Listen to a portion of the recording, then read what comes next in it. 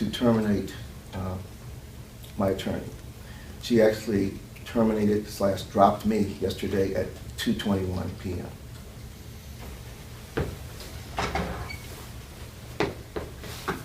Your Honor, it's a matter of semantics, but as this court knows, I'm sitting here. So obviously I haven't dropped Mr. Wilson. In fact, I know that Doug and I exchanged emails late last night, and I was on the phone with my client for at least an hour. My client has a right to a trial, and the trial he wants and a trial I'll give him. I would like, though, just in anticipation of appellate review and to sort of end the chess moves or anticipate the anticipated chess moves, and the analogy is actually intentional in this case, I would like to put on the record the plea agreement and Mr. Wilson's rejection of that agreement. I do anticipate, given this, the latest posture, that the government will withdraw that plea agreement permanently, and understandably so.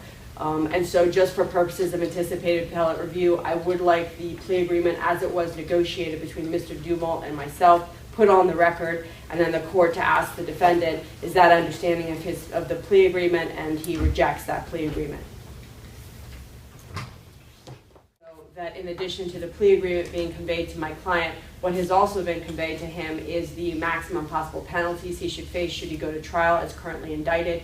Mr. Dumalt and I have extensively talked about how any sentencing would take place in this case should Mr. Wilson be convicted. And the way we read the current state of the law is that if he were convicted of any one count, it would carry a minimum of 3 years, that being 2 years for the safety spec. And now the current case law mandates that the court impose at least a 1-year minimum term on the GSI, as in community control is no longer an option.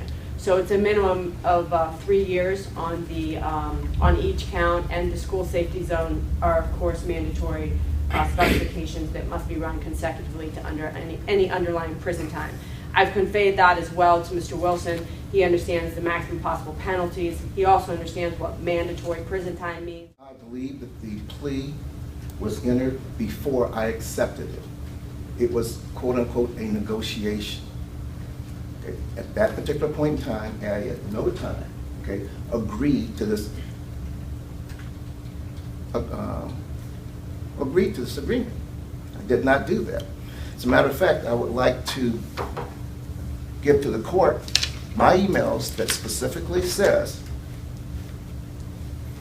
and this was Wednesday, September 30th. Okay, well, I don't need to know that. You're just saying that you understand that was the offer by the prosecution, right? That was conveyed to you. Sir, I did not understand that until I received the email on October 4th, Sunday, October 4th. After reviewing that, I said no.